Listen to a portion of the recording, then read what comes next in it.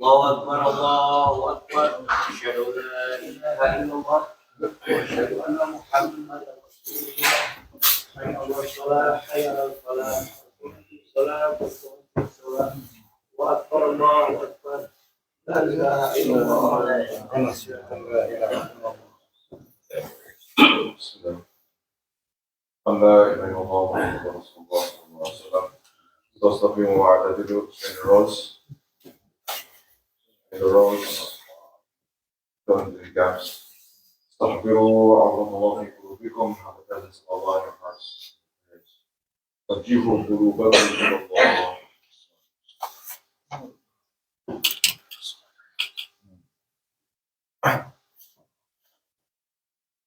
الله أكبر.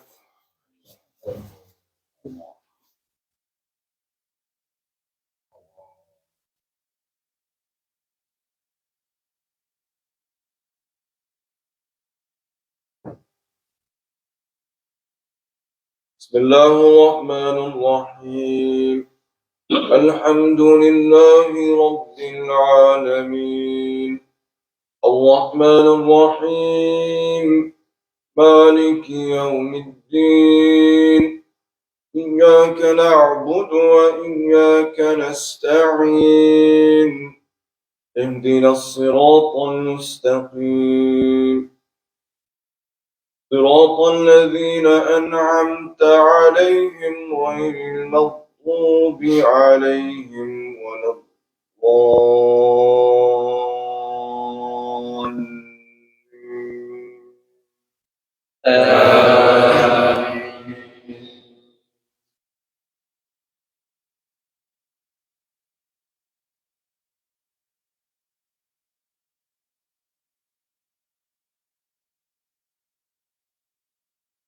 ليس البر أن تولوا وجوهكم قبل المشرق والمغرب ولكن البر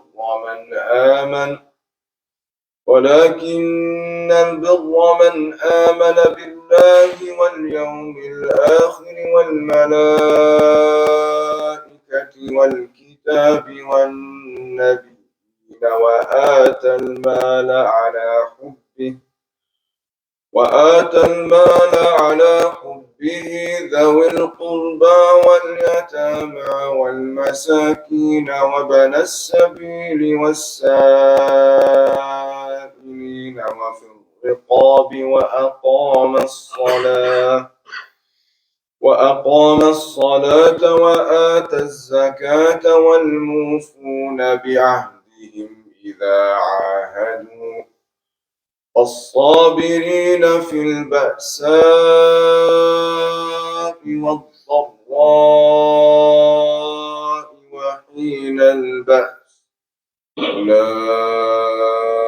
الذين صدقوا وأولئك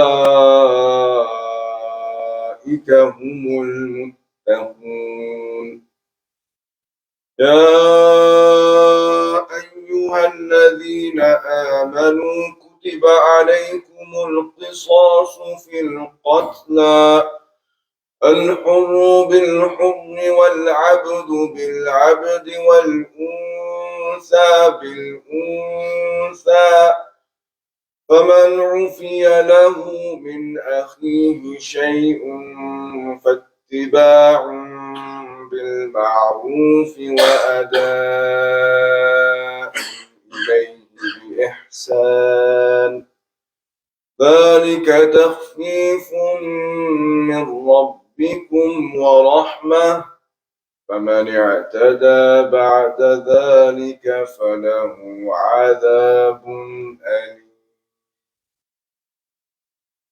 الله أكبر.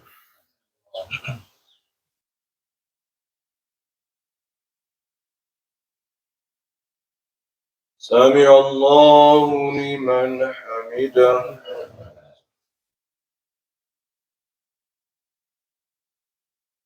الله أكبر.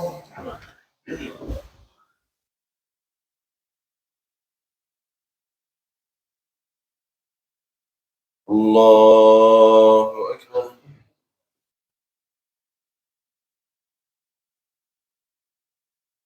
الله أكبر.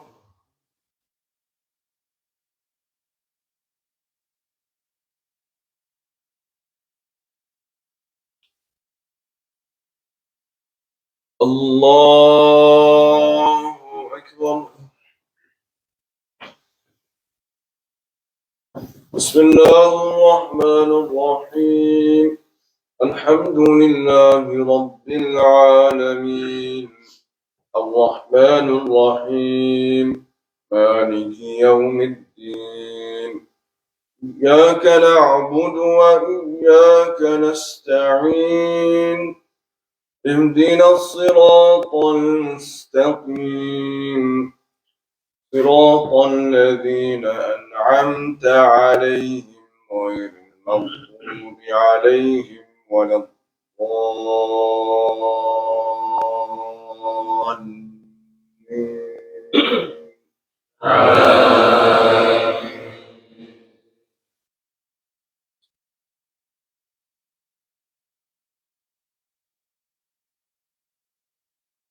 ولكم في القصاص حياة يا أولي الألباب لعلكم تتقون.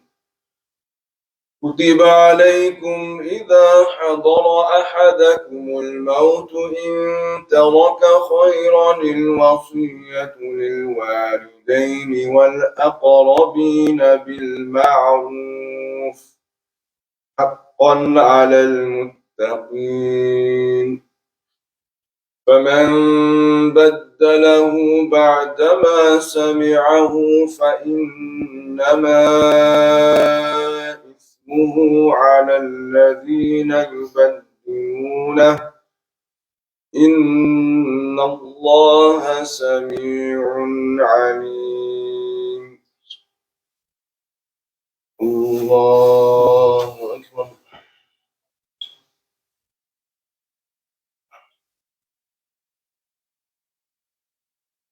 سمع الله لمن حمده. اللهم اهدنا فيمن هديت وعافنا فيمن عافيت وتولنا فيمن توليت وبارك لنا فيما أعطيت وقنا شر ما قضيت فإنك تقضي ولا يقضى عليك وإنه لا يذل من واليت تباركت ربنا وتعاليت. وصلى الله على سيدنا محمد وعلى آله وأصحابه أجمعين والحمد لله رب العالمين. الله أكبر.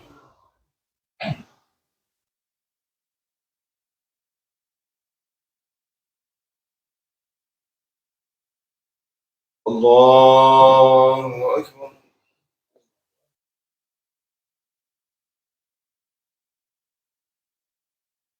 الله أكبر.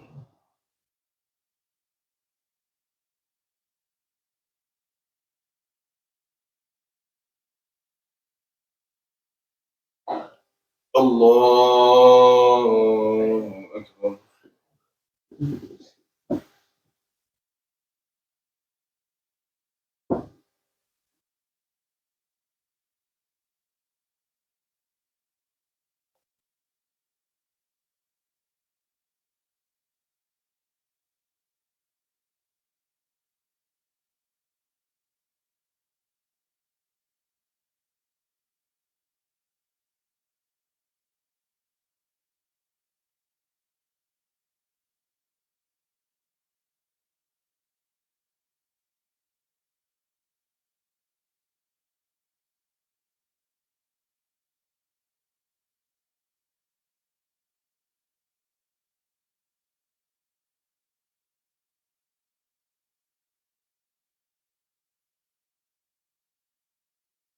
السلام عليكم ورحمة الله.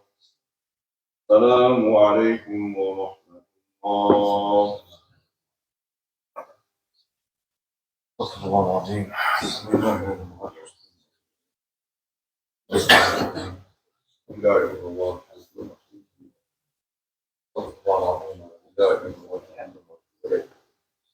لا إله إلا الله وحده لا شريك له، له الملك وله الحمد ويميت وهو على كل شيء قدير، ولا حول ولا قوة إلا بالله. اللهم أجرنا من النار، اللهم أجرنا من النار، اللهم أجرنا من النار، اللهم أجرنا من النار، اللهم أجرنا من النار، اللهم أجرنا من النار، اللهم أجرنا من النار. أعوذ بالله من الشيطان الرجيم. الله لا إله إلا هو الحي القيوم، لا تأخذه سنة ولا نوم، له ما في السماوات وما في الأرض. من ذا الذي يشفع عنده إلا بإذنه، يعلم ما بين أيديهم وما خلفهم، ولا يحيطون بشيء من علمه إلا بما شاء، وسع كرسيه السماوات والأرض ولا يؤوده حفظهما وهو العلي العظيم. اللهم أنت السلام ومنك السلام وإليك يعود السلام، فحينا ربنا بالسلام وأدخلنا دارك دار السلام، تبارك وتعالى يا ذا الجلال والإكرام. اللهم أعنا على ذكرك وشكرك وعبادتك، إلهنا أنت يا مولانا. سبحان الله.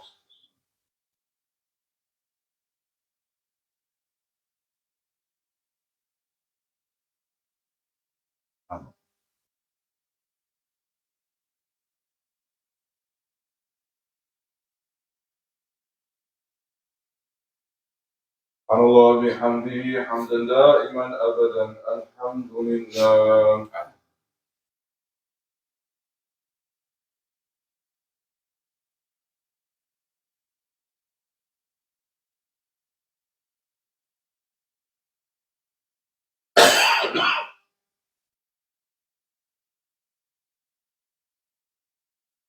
الحمد لله رب العالمين على كل حال ونعمة. الله أكبر.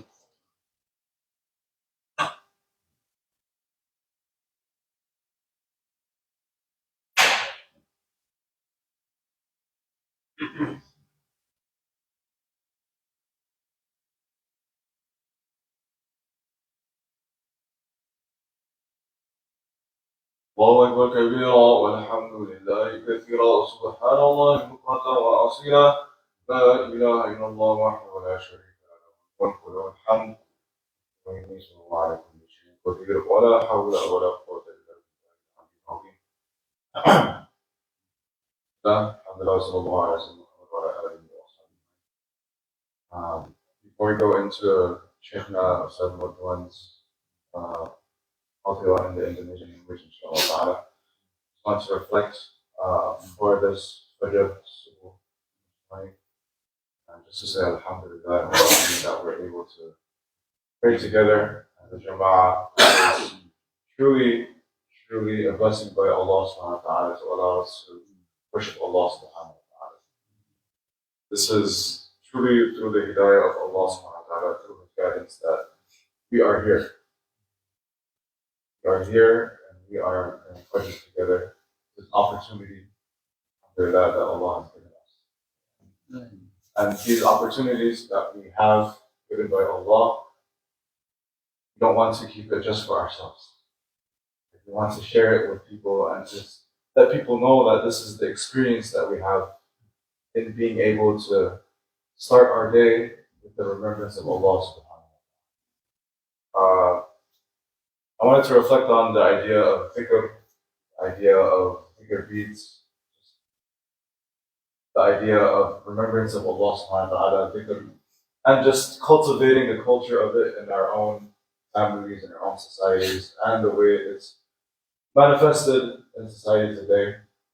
Because the idea of being Muslim is to always remember. something that perhaps we forgot or we have been forgotten about in the idea of remembering. أَلَا بِذِكْرِ اللَّهِ تَطْمَئِنُّ الْقُلُوبُ. That is it not with the remembrance of Allah subhanahu wa ta'ala that brings serenity, that brings itmi'nan, right? The calmness of the heart. Alhamdulillah, myself and my experience here in the masjid, the community, after the Jahar prayers, the prayers that have the Imam's voice out loud and so forth, we try to have dhikr out loud as well. One of the reasons that the ulama, they allow the dhikr out loud after prayer and so forth is to have a sense of ta'aleem and tarbiyah. So that the people that are around us, the jama'ah, are used to the words of Allah flowing through their tongues and inshallah through their hearts as well. I think it's very important when we're in society today, when what we consume with in social media is a lot of noise, a lot of different things that come in and come out, and just to take some time off. The bare minimal 5 times a day. The bare minimal, just taking a bit out after your prayers. And to have this, alhamdulillah, we've experienced a bit of the dhikr as by the tradition of the Prophet Muhammad, as inshallah, in loving Allah subhanahu wa ta'ala. Following the Prophet. That's why we do this. To also not just have this for the self, but to see is the dhikr alive, not just in the tongue, but also in the heart. Am I remembering Allah in my silence? I'm walking, when I'm working, am I remembering Allah subhanahu wa ta'ala in my silence? Is my family remembering Allah in their silence? Is my family remembering Allah when I'm not there? Because we want to have a culture of dhikr, not just in the masjid, but outside the masjid as well. Not just in what after I'm praying. Alhamdulillah, we're facilitating, but this is to have it where everyone is in the remembrance of Allah. This remembrance goes back to Ashahada, Ashhadu an la ilaha illallah, wa ashhadu anna Muhammadan rasulullah. This is a remembrance, this is a reminder for us to, inshallah, inculcate our dhikr. Is a reminder for us of where we're going, where we're coming from. The dhikr that brought the prophetic figures into alignment. All these things are for us to remind ourselves, remind us to go back. Because we're going back. Whether it be through the suffering of the Palestinians, burning of Sha'ban, the execution of Imam Marcellus Williams, Hasbunallah wa ni'mal wakeel, alhamdulillah, had all of these things are for us to always be in the state of remembrance and going back to Allah subhanahu wa ta'ala. So our job is for us and our families. I'm here doing the dhikr. Is my family also doing the dhikr? Is my spouse doing the dhikr of Allah? Are my children doing the dhikr of Allah? That's the concern that we have in terms of building the of remembrance of Allah subhanahu wa ta'ala. The task for us. And we ask Allah subhanahu wa ta'ala to help us do that task. Build the dhikr. Not just of the remembrance of the tongue, it starts with that, but the remembrance of the heart. Where it comes to that, when I hear Allah's name, when I hear the name of the Prophet, what are these emotions? That's the culture that we want to build with our communities. We ask Allah subhanahu wa ta'ala to help us in building that culture of La ilaha illallah Muhammadur Rasulullah sallallahu alayhi wa sallam. وآخر دعوانا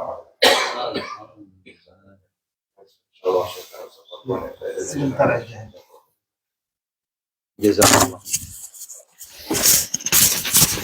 Bismillahirrahmanirrahim. Assalamualaikum warahmatullahi wabarakatuh. Alhamdulillahillazi wa kafa wassalatu wassalamu ala nabiyil mustafa wa ala alihi wa sahbihi ahli sidqi wal wafa.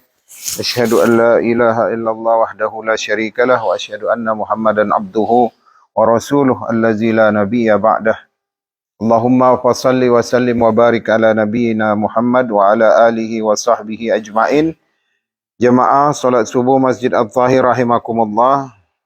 Jazakumullah Imam Anas yang telah mengingatkan tadi tentang bagaimana kita tetap saling mengabarkan tentang kebaikan dan saling mengingatkan tentang zikir.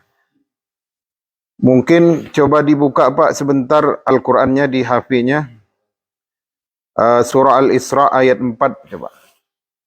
Surah Al-Isra ayat 4. Siapa yang mau bacain?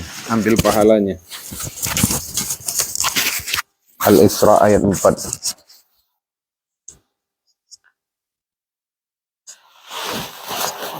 أعوذ بالله من الشيطان الرجيم بسم الله الرحمن الرحيم وقضينا إلى بني إسرائيل في الكتاب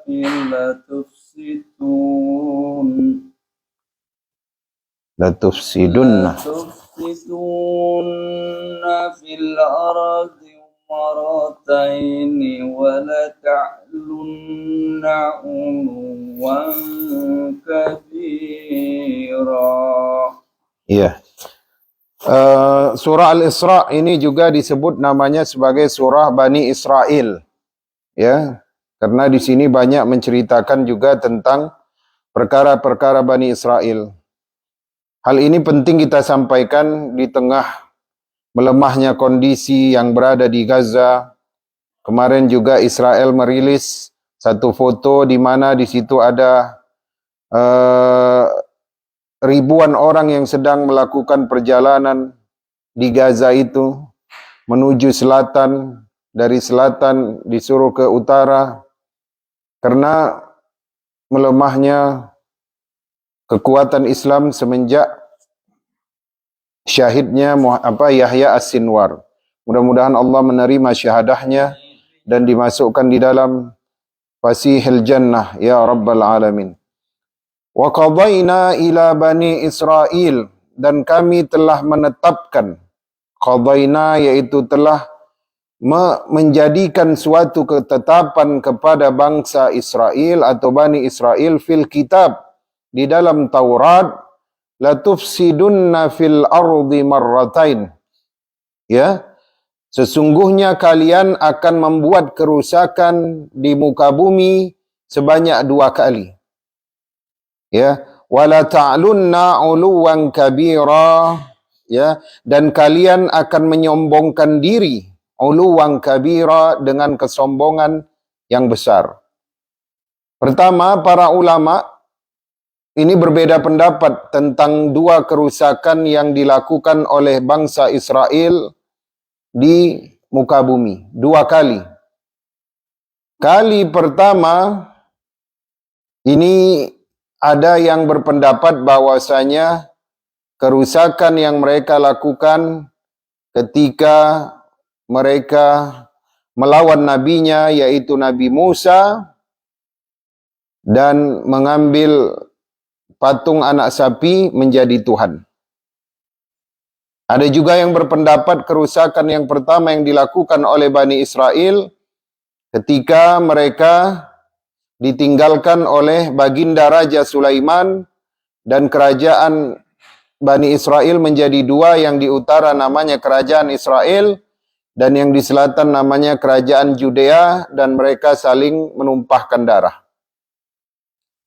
Dan mereka pada saat dipimpin oleh kepemimpinan yang besar, yaitu kerajaan Nabi Daud dan Nabi Sulaiman, mereka Ya, setelah kerajaan Nabi Sulaiman, mereka dalam kesombongan yang besar. Kesombongan yang besar ini juga ditafsirkan sebagai banyaknya membunuh nabi-nabi dan anak para nabi. Kita tahu setelah selesainya atau meninggalnya Raja Sulaiman, maka Bani Israel ini masih mempunyai dua kekuatan yang terpisah di utara Israel, di selatan Judea atau Yahudi.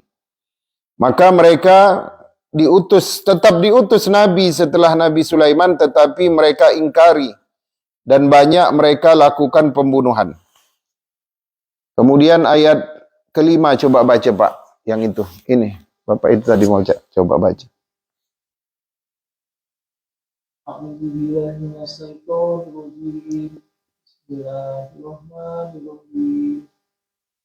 Fa'iza ja'a wa'du ulahuma ba'asna alaikum ibadan lana uli ba'sin sadidin fajasu Hilalad diyar gitu ya. Wa'dam. Nanti pada akhirnya kita akan mencoba menceritakan siapa sebenarnya yang diberikan kepercayaan oleh Allah yang akan membebaskan Baitul Maqdis dari cengkaman Israel. Dan ternyata ayatnya itu di sini. Maka apabila telah datang janji Allah, ya, ulahuma terhadap balasan kejahatan yang pertama, dan maka apabila telah datang, ya, wa'dullah di sini maksudnya adalah hukuman dari Allah, wa'dun hukuman dari Allah, ulahuma atas kejahatan yang pertama dari dua kejahatan. Jadi kejahatan kedua dengan selesainya kekhalifahan Turki Utsmani sampai 100 tahun sekarang 2024 mereka banyak melakukan kejahatan. Itu kejahatan yang kedua ya Pak ya. Kemudian balasan yang pertama itu sebenarnya apa? Jadi di sini para ulama tafsir juga berbeda pendapat. Ada yang mengatakan bahwasanya balasan kejahatan yang pertama dari Bani Israel adalah terhadap Bani Israel adalah serangan dari bangsa Assyria. Bangsa Assyria kemarin kita sampaikan itu penyerangannya 532 sebelum Masehi. Tapi ulama tafsir yang lain mengatakan serangannya bukan dari bangsa Assyria. Memang bangsa Assyria itu menghancurkan Baitul Maqdis ketika masuk ke Yerusalem. Kemudian juga membunuh orang-orang Bani Israel. Tetapi tidak sekejam dan sedahsyat kehancuran yang dilakukan oleh Bukhtansar dari Babilonia, atau nama bahasa latinnya Nebukadnezar. Jadi para ulama lebih cenderung kepada kehancuran yang dibawa oleh Nebukadnezar atau Bukhtansar dari Babilonia.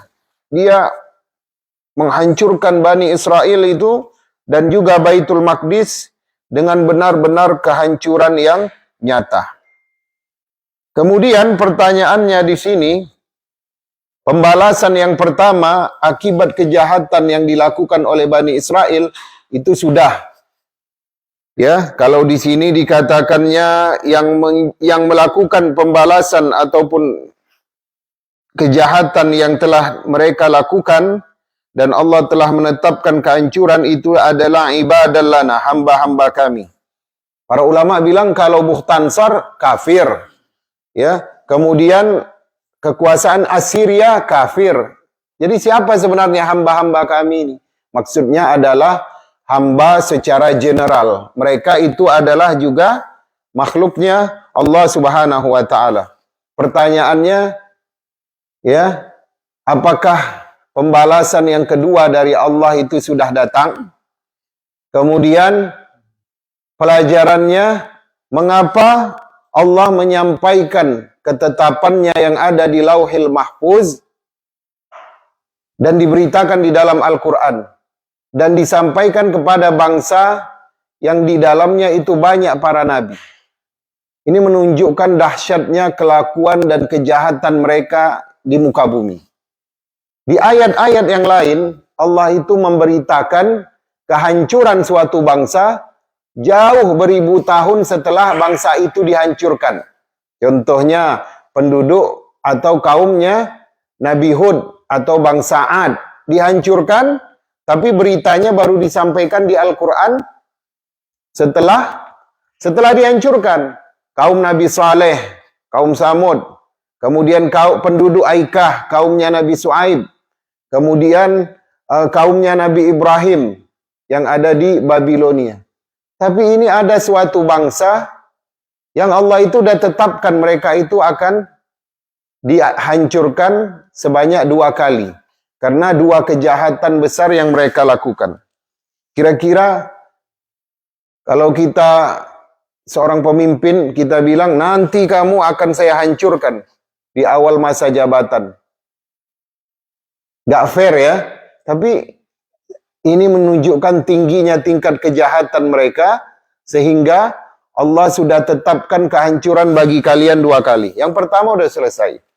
Yang kedua sekarang. Ya, yang kedua sekarang. Untuk itu, Dr. Yusuf Al-Qardawi mencoba mencari tahu apa sebenarnya maksud dari ayat 4 ini. Siapa nanti kelompok kedua yang diutus oleh Allah untuk menghancurkan kejahatan Bani Israel ini. Kemudian ternyata surah Al-Isra ini Pak adalah surah yang paling banyak disebutkan Al-Quran. Maksudnya Al-Quran secara kata itu 11 kali disebutkan di dalam surah ini. 11 kali. Dan itu adalah penyebutan terbanyak dari seluruh surah. Di surah-surah lain mungkin disebut 3 kali Al-Quran gitu. Tapi di Al-Isra ini disebut sebanyak 11 kali. Ayat yang pertama itu adalah inna hadzal qur'ana yahdi lillati hiya aqwam wa yubashshiral mu'minina allazina ya'maluna as-salihati anna lahum ajran kabira. Itu ayat 9. Setelah selesai mengisahkan bahwasanya nanti Bani Israel ini akan dihancurkan oleh hamba-hamba kami. Dan di dalam Al-Isra ini ada 11 kali Al-Quran disebut. Ini menunjukkan bahwasanya orang yang akan menghancurkan, menyelesaikan sejarah Bani Israel adalah orang yang menguasai Al-Quran. Dan terbukti, kalau mau melamar menjadi anggota, karena direkam ya, apa nama? HAMAS, itu harus hafiz Quran. Itu mah menjelaskan ya, garis bawah. Harus seorang hafizul Quran. Gak cukup hafizul Quran, gak akan diterima. Dia harus seorang penghafal hadis. Minimal dia diterima menjadi anggota untuk dilatih. Itu dia hafal 500 hadis, Pak. Dan tadi malam kita sampaikan kan tentang Al-Quran, bagaimana dia mentreatment tubuh kita. Jadi kalau dikatakan oleh para peneliti di Eropa, karena terowongan yang dimiliki oleh Hamas itu sampai 7 lapis ke bawah, itu hanya orang yang pandai mengatur nafasnya tinggi naik, ya, dan dengan keseimbangan tubuhnya yang bisa hidup di lantai yang paling bawah. Tadi malam kan kita cerita, ketika kita membaca Bismillahirrahmanirrahim, ya, dalam waktu 3 detik kita mentreatment tubuh kita dengan treatment yang berbeda-beda. Ketika mengucapkan huruf ba, maka ada penekanan di suatu titik di dalam tubuh kita. Ketika kita mengucapkan huruf sin, lain lagi yang ditekan. Ketika mengucapkan huruf mim, nafas itu ditolaknya ke dalam. Mim gitu. Jadi di stop nafas itu. Tadi malam kita mencontohkan kaifahaluka berbahasa Arab. Ketika mengucapkan huruf kaf, maka nafas kita mendorong keluar. Ketika mengucapkan huruf ya, angin itu gak keluar. Jadi benar-benar kalau kalian mau masuk bergabung dengan orang yang akan menyelesaikan ataupun menjadi orang yang akan memenuhi janji Allah untuk menghancurkan Bani Israel ini, tak lain dan tak bukan balik dulu ke Al-Quran. Kata Dr. Yusuful Qardawi di sini justru ya, ketika orang-orang Yahudi itu mengambil tanah orang Arab atau mencaplok orang Arab, disebabkan karena apa? Karena allazina takhallau anil Quran, karena orang Arab pada saat itu berpaling dari Al-Quran. Benar. Ketika Syarif Hussein mau mendirikan kerajaan Jazirah Arab, dipimpin oleh orang Arab berbahasa Arab, itu mungkin ada sedikit keegoisan, padahal sudah diberikan kekuasaan. Syarif Hussein jadi emir Makkah di bawah Turki Utsmani. Lupa yang namanya innamal mu'minuna ikhwah, sesungguhnya mukmin itu bersaudara, dan itu ada di dalam Al-Qur'an. Bahkan di sini juga dituliskan bahwasanya innal Qur'anal fajri wal Qur'anal fajri inna Qur'anal fajri kana mashhuda, ayat 78. Maksudnya apa? Orang yang membaca Al-Quran, mentilawah Al-Quran pada waktu fajar, nanti dia akan menjadi saksi di hadapan Allah Subhanahu wa Ta'ala. Ada juga yang mengatakan tafsirnya itu Al-Quran lah yang akan nanti bisa menjadi saksi di hadapan malaikat yang akan bertanya fitnah kubur, dan mereka lah yang akan menolak fitnah kubur itu. Aku bacaan Al-Qur'annya sebelum waktu fajar, maka dia sudah digolongkan sebagai orang yang baik, sebagai orang yang saleh. Maka pergilah engkau, jangan tanyakan perkara fitnah kubur lagi kepada dirinya. Ada juga yang mengatakan orang yang mempersiapkan waktu fajar, maksudnya ahli tafsir, ya, dengan bacaan Al-Quran atau tilawah Al-Quran, baik di dalam salat atau di luar salat, nanti dia akan mendapatkan kesaksian dari Al-Quran atau syafaat. Ya, di ayat di ayat mana nomor footnote-nya 8 ini? Oh maaf. Di ayat nomor 2 ya, bentar. Di ayat 82 Quran lagi, wa nunazzilu minal Qur'ani ma huwa syifaa'un wa rahma lil mu'minin. Dan diturunkan Al-Quran, dan kami telah menurunkan dari Al-Quran itu apa yang disebut sebagai syifa, obat, warahmah, dan kasih sayang bagi orang mukmin. Jadi semuanya. Jadi mereka itu pintar. Kalau mereka mau menjadi orang yang disebutkan oleh Allah sebagai penepat janji Allah Subhanahu wa Ta'ala, penghancuran yang kedua, karena kehancuran yang kedua belum, Pak. Kehancuran yang kedua belum. Kehancuran yang kedua itulah nanti, tapi sudah mulai pergerakannya. Dari mulai 7 November, Allah sudah buktikan mana yang mulia, mana yang hina. Kematian Ismail Haniyah ya ditangisi oleh hampir seluruh umat muslim di dunia, yang jumlahnya sudah berapa ini? 1,5 miliar mungkin. Hampir ditangisi, kata Al Jazeera itu 70% muslim di dunia. Bagaimana Allah memuliakan orang yang memuliakan ataupun mentadabburi Al-Quran ini. Jadi kalau bukan nggak balik ke Al-Quran, kita nggak akan jadi apa-apa. Atau kita istilahnya mati dalam keadaan mimpi-mimpi yang kecil. Atau harapan-harapan dunia saja. Mau nggak mau kita harus balik ke Al-Quran. Mau belajar baca Al-Quran itu sama dengan kita belajar wahyu. Bayangkan, di mana Nabi yang pergi yang meninggalkan mukjizat? Nggak ada. Bani Israel, ketika mereka melihat, ini Pak, ini tadabbur kita. Bani Israel ketika mereka melihat Nabi Musa memungkulkan tongkatnya ke Laut Merah, kemudian Laut Merah terbelah, mereka diselamatkan dari Fir'aun yang akan menyembelih mereka. Itu belum lagi 1 bulan, Bani Israel lewat di perkampungan, kampung itu menyembah kepada berhala.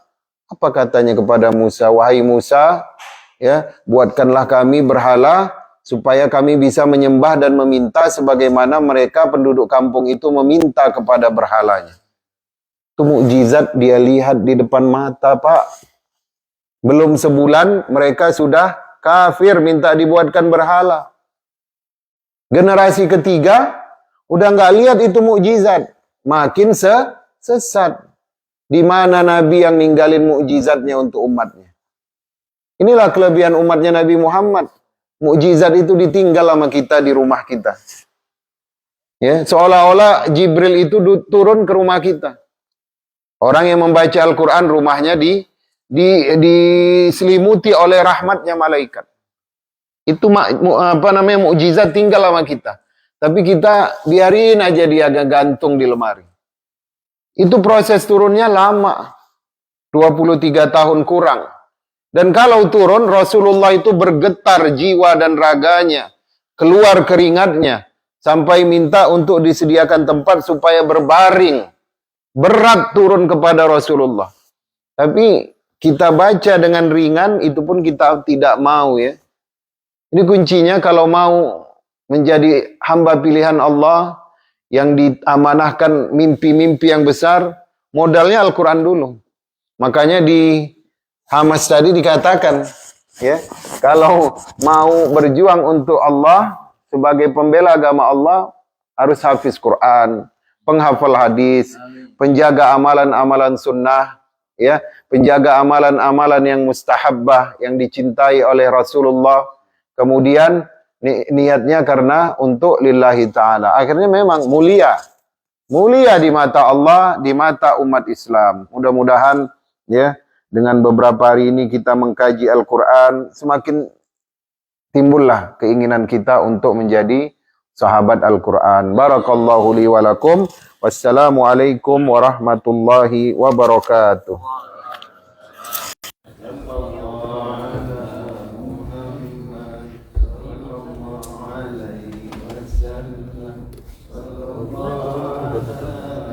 Jadi mah orang berdiri muter-muter.